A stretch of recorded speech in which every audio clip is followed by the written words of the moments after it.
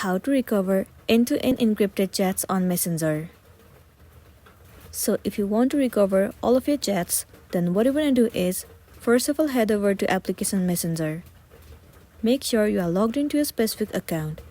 Once you are in here, click on this three horizontal line at the top left corner of the screen.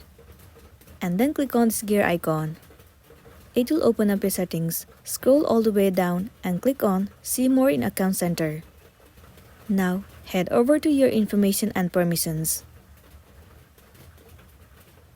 Tap on Download Your Information.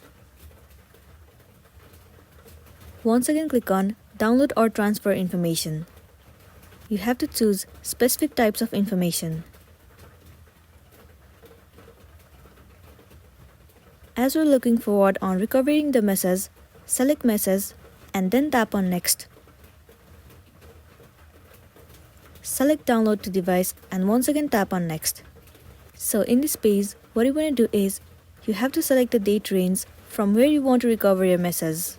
After that, select the format and the media quality. Once you have selected, tap on Create Files at the bottom. Wait for a while for it to process. Now, the information you requested is being prepared for download.